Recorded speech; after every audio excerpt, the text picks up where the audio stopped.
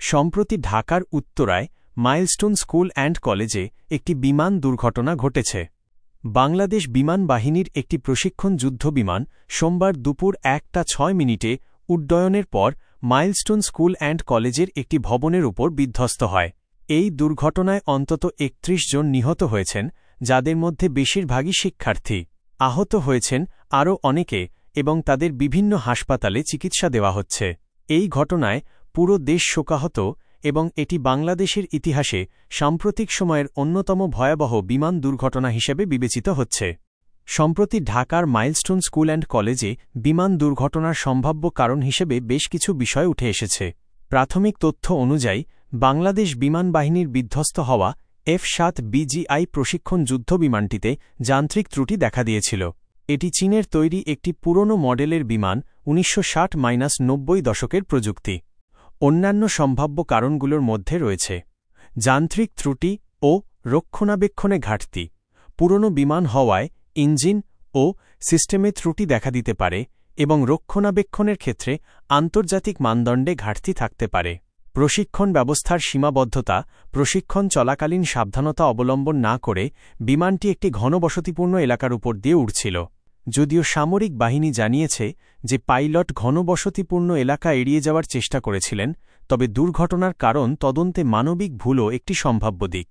এই দুর্ঘটনার কারণ অনুসন্ধানে একটি উচ্চ পর্যায়ের কমিটি গঠন করা হয়েছে এবং তারা বিষয়টি তদন্ত করছে। F-7 BGI বিমানটি চীনের তৈরি একটি হালকা ও মাল্টি-রোল যুদ্ধবিমান। এটি মূলত সোভিয়েত MiG-21 বিমানের লাইসেন্স নির্মিত এবং উন্নত সংস্করণ। বাংলাদেশ বিমান বাহিনীতে এটি বিমান প্রতিরক্ষা, মাল্টিরোল অপারেশন এবং পাইলট প্রশিক্ষণের জন্য ব্যবহৃত হয়। এই বিমানের কিছু উল্লেখযোগ্য বৈশিষ্ট্য হল ইঞ্জিন। এটি একটি একক ইঞ্জিন বিশিষ্ট বিমান, যেখানে WP-13F, WP-13F আফটারবার্নিং টার্বোজেট ইঞ্জিন ব্যবহার করা হয়েছে। সর্বোচ্চ গতি। এটি প্রায় মাক 2.2 বা ঘণ্টায় প্রায় 2470 কিলোমিটার গতিতে উড়তে সক্ষম। রেঞ্জ। এর ফেরি রেঞ্জ ফেরত যাওয়ার ক্ষমতাসহ প্রায় 2000 কিলোমিটার। ককপিট। F-7 BGI সংস্করণে একটি সম্পূর্ণ ডিজিটাল গ্লাস ককপিট, উন্নত রাডার এবং আধুনিক এভিওনিক্স রয়েছে, যা এটিকে চতুর্থ প্রজন্মের সক্ষমতা প্রদান করে, যদিও এর এয়ারফ্রেম তৃতীয় প্রজন্মের। সীমাবদ্ধতা। এটি দৃষ্টিসীমার বাইরে আঘাত হানতে সক্ষম, বিয়ন্ড ভিজুয়াল রেঞ্জ ক্ষেপণাস্ত্র বহন করতে পারে না। এটি শুধুমাত্র স্বল্প পাল্লার ইনফ্রারেড গাইডেড মিসাইল যেমন PL-5, PL-7, সম্ভবত PL-9 বহন করতে পারে। এর পুরনো নকশাভিত্তিক এয়ারফ্রেম, সীমিত নিরাপত্তা মার্জিন এবং আধুনিক ফ্লাইট নিয়ন্ত্রণ ব্যবস্থার অভাব দুর্ঘটনার একটি কারণ হতে পারে। বাংলাদেশ বিমান বাহিনী 2011 থেকে 2013 সালের মধ্যে 16টি F-7 বিমান সংগ্রহ করে এবং এটি তাদের বিমান বহরের একটি গুরুত্বপূর্ণ অংশ। পুরনো বিমান দিয়ে প্রশিক্ষণ দেওয়া কতটা সঠিক বা বিপজ্জনক তা নিয়ে বেশ বিতর্ক রয়েছে। এর সুবিধা এবং ঝুঁকি উভয় বিদ্যমান। পুরনো বিমান ব্যবহারের সুবিধা। অত্যাধুনিক যুদ্ধবিমানের তুলনায় পুরনো বিমান কেনা এবং রক্ষণাবেক্ষণ করা অনেক সাশ্রয়ী। উন্নয়নশীল দেশগুলোর জন্য এটি একটি বড় সুবিধা, যেখানে বাজেট সীমিত। পুরনো বিমানগুলো প্রায়শই বিমানের মৌলিক উড্ডয়ন কৌশল এবং অপারেশনাল জ্ঞান শেখানোর জন্য যথেষ্ট উপযোগী। পাইলটরা নতুন এবং জটিল সিস্টেমগুলোতে যাওয়ার আগে এসব বিমানে হাত পাকানোর সুযোগ পান। কিছু পুরনো মডেল দীর্ঘ সময় ধরে ব্যবহৃত হওয়ায় তাদের কর্মক্ষমতা এবং নির্ভরযোগ্যতা প্রমাণিত। যদি নিয়মিত এবং যথাযথ রক্ষণাবেক্ষণ করা হয়, তাহলে সেগুলো নিরাপদে উড়তে পারে। আধুনিক বিমানের তুলনায় পুরনো বিমানগুলোর প্রযুক্তি অনেক সময় সহজ হয়, যা রক্ষণাবেক্ষণ প্রক্রিয়াকে কম জটিল করে তোলে। পুরনো বিমান ব্যবহারের ঝুঁকি ও বিপদ। বয়সের সাথে সাথে বিমানের যন্ত্রাংশ জীর্ণ হয়ে যায় এবং যান্ত্রিক ত্রুটির সম্ভাবনা বাড়ে, এমনকি যদি নিয়মিত রক্ষণাবেক্ষণও করা হয়, এবং পুরনো সিস্টেমগুলি আধুনিক মান পূরণ করতে ব্যর্থ হতে পারে। পুরনো বিমানগুলিতে অত্যাধুনিক সুরক্ষা ব্যবস্থা, উন্নত নেভিগেশন সিস্টেম বা আধুনিক রাডার ও ওয়্যারফেয়ার সিস্টেমের অভাব থাকে। আধুনিক যুদ্ধক্ষেত্রে এই বিমানগুলো অকার্যকর হতে পারে এবং প্রশিক্ষিত পাইলটদের জন্য ভবিষ্যতের চ্যালেঞ্জ মোকাবেলায় সহায়ক নাও হতে পারে। যদিও রক্ষণাবেক্ষণ সহজ হতে পারে, তবে যন্ত্রাংশ পাওয়া কঠিন হয়ে পড়ে, কারণ উৎপাদন বন্ধ হয়ে যায়। এর ফলে মেরামতের জন্য দীর্ঘ সময় লাগতে পারে, বা বিকল্প যন্ত্রাংশ ব্যবহার করতে হতে পারে যা ঝুঁকি বাড়ায়। অনেক পুরনো মডেলের বিমানের দুর্ঘটনার হার তুলনামূলকভাবে বেশি দেখা গেছে। সম্প্রতি বাংলাদেশে বিধ্বস্ত হওয়া F-7 BGI বিমানেরও একাধিক দুর্ঘটনার ইতিহাস রয়েছে। পুরনো বা কম নির্ভরযোগ্য বিমান যদি ঘনবসতিপূর্ণ এলাকার ওপর দিয়ে উড়ে তাহলে দুর্ঘটনার ক্ষেত্রে ব্যাপক ক্ষয়ক্ষতি ও প্রাণহানির ঝুঁকি থাকে, যেমনটি সাম্প্রতিক ঘটনায় দেখা গেছে। বিশেষজ্ঞদের মতে প্রশিক্ষণ ফ্লাইটগুলো জনশূন্য বা কম জনবসতিপূর্ণ এলাকায় পরিচালনা করা উচিত।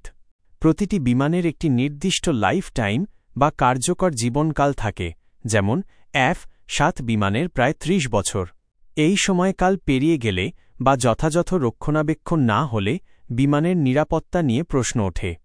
বিমান বাহিনী প্রধানরা প্রায়শই বলেন যে বিমানের বয়স নয়, বরং যথাযথ রক্ষণাবেক্ষণ হল আসল বিষয়। যদি একটি পুরনো বিমানকে সর্বোচ্চ মান অনুযায়ী নিয়মিত পরীক্ষা নিরীক্ষা ও রক্ষণাবেক্ষণ করা হয় তাহলে তা প্রশিক্ষণ বা সীমিত অপারেশনের জন্য ব্যবহার করা সম্ভব। তবে আধুনিক প্রযুক্তির অভাব এবং সম্ভাব্য যান্ত্রিক ত্রুটির কারণে পুরনো বিমান দিয়ে প্রশিক্ষণ দেওয়াকে ঝুঁকিপূর্ণ বলেই মনে করা হয়, বিশেষ করে যখন সেগুলো ঘনবসতিপূর্ণ এলাকায় উড়ানো হয়। অনেক দেশ ধীরে ধীরে তাদের পুরনো বিমান বহরকে আধুনিক বিমান দিয়ে প্রতিস্থাপন করছে, যা নিরাপত্তা এবং কার্যকারিতা উভয়ই বৃদ্ধি করে। বিমান প্রশিক্ষণের জন্য সবচেয়ে উত্তম হল এমন এলাকা যেখানে ঝুঁকি ন্যূনতম এবং নিরাপত্তা সর্বাধিক। কিছু নির্দিষ্ট ধরনের এলাকা বিমান প্রশিক্ষণের জন্য আদর্শ বলে বিবেচিত হয়। আদর্শ প্রশিক্ষণ এলাকার বৈশিষ্ট্য: কম জনবসতিপূর্ণ বা জনশূন্য এলাকা। সবচেয়ে গুরুত্বপূর্ণ বিষয় হল প্রশিক্ষণ এলাকা যেন জনবসতি থেকে দূরে হয়। এর ফলে কোনো দুর্ঘটনা ঘটলে বেসামরিক মানুষের জীবনহানি বা ব্যাপক ক্ষয়ক্ষতির ঝুঁকি কমে যায়। মরুভূমি, বিশাল সমতল ভূমি বা সমুদ্রের নির্দিষ্ট অংশ এর জন্য উপযুক্ত। বিশাল খোলা জায়গা। প্রশিক্ষণ বিমানের জন্য পর্যাপ্ত ম্যানুভারের স্থান থাকা জরুরি। বিশেষ করে যখন জটিল কৌশল বা জরুরি অবতরণের অনুশীলন করা হয় তখন বিস্তৃত খোলা জায়গা নিরাপদ পরিবেশ নিশ্চিত করে। বাধামুক্ত পরিবেশ। প্রশিক্ষণ এলাকা গাছপালা, উঁচু ভবন, পাহাড় বা বিদ্যুতের তারের মতো প্রতিবন্ধকতা থেকে মুক্ত হওয়া উচিত, যা উড্ডয়ন বা অবতরণের সময় ঝুঁকি তৈরি করতে পারে। নিয়ন্ত্রিত আকাশসীমা, কন্ট্রোলড এয়ারস্পেস। প্রশিক্ষণ ফ্লাইটগুলি এমন আকাশসীমায় পরিচালিত হওয়া উচিত যেখানে অন্য বাণিজ্যিক বা ব্যক্তিগত বিমান চলাচল কঠোরভাবে নিয়ন্ত্রিত। এটি সম্ভাব্য আকাশপথ সংঘর্ষের ঝুঁকি কমায়। দুর্যোগ মোকাবিলা সুবিধা। প্রশিক্ষণ এলাকার কাছাকাছি জরুরি অবতরণের জন্য রানওয়ে, উদ্ধারকারী দল এবং চিকিৎসা সহায়তার ব্যবস্থা থাকা আবশ্যক, যাতে দুর্ঘটনার ক্ষেত্রে দ্রুত পদক্ষেপ নেওয়া যায়। আবহাওয়ার অনুকূলতা।